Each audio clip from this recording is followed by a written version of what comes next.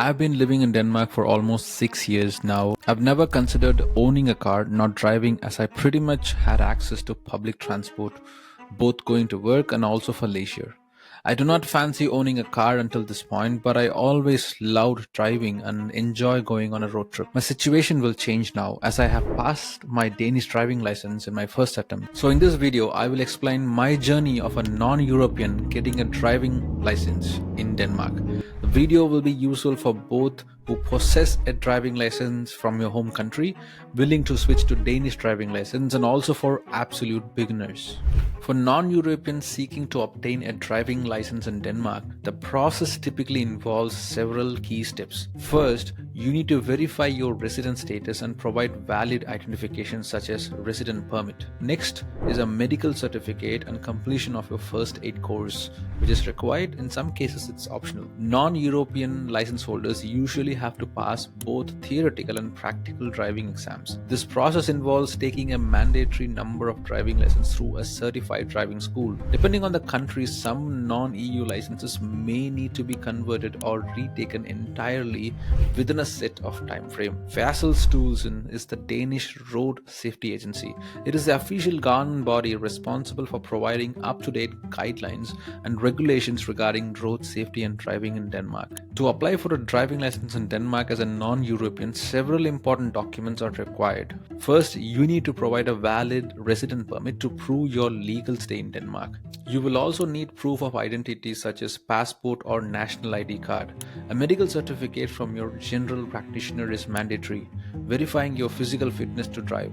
Additionally, in some cases, a certificate of completion, a first aid course is required. Suppose you already hold a driver's license from your home country. In that case, you may need to provide a certified translation of the licenses and a passport-sized photo for your Danish driving license application.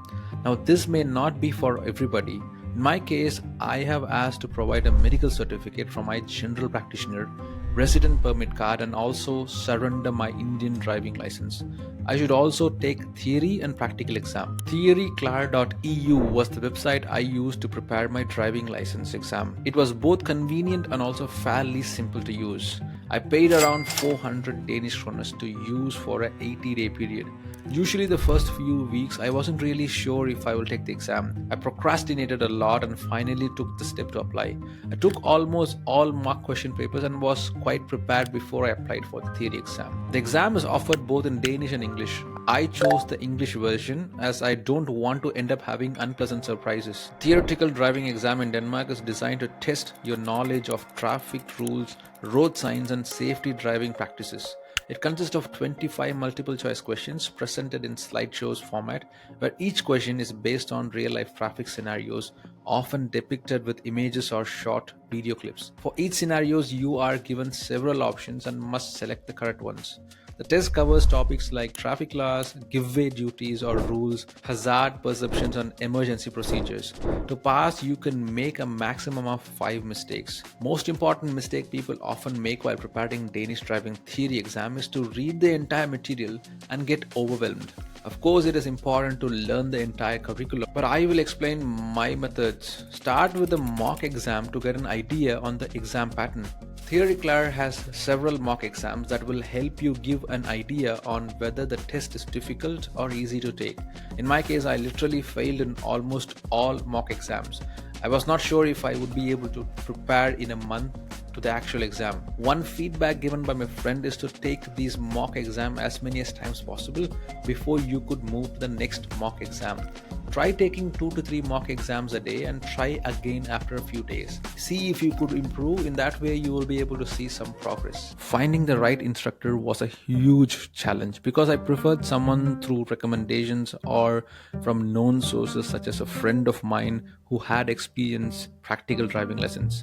It is all about the trust factor to proceed because I will be spending a lot of money for practical exams. An hour and a half of practical driving lessons would cost roughly around 900 Danish kroners to 1000 Danish kroners. After searching, I came to a conclusion to proceed with Umar. Umar lives in Valby and I live in Gentofte. We both meet in Kastrup station where I get to practice driving. For new beginners, there is a minimum hours that you need to put aside for practice.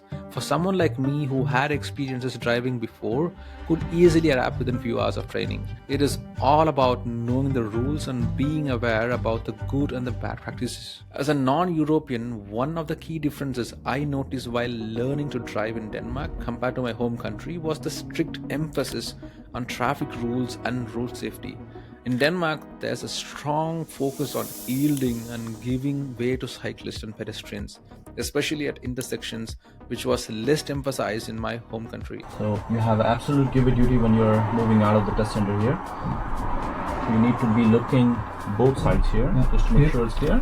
And then we can. Additionally, the use of roundabouts is far more common in Denmark, and mastering how to navigate them properly was crucial. Another difference was the speed limits.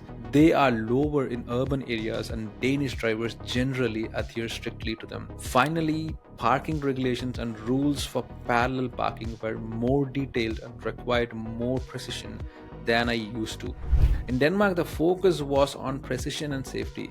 You must demonstrate the ability to parallel park within tight spaces while ensuring minimal disruption to traffic. The key was practicing consistently, control over speed and steering, along with frequent use of mirrors to check for pedestrians and cyclists. Roundabouts are very common in Denmark, so learning how to properly enter, navigate and exit them was crucial.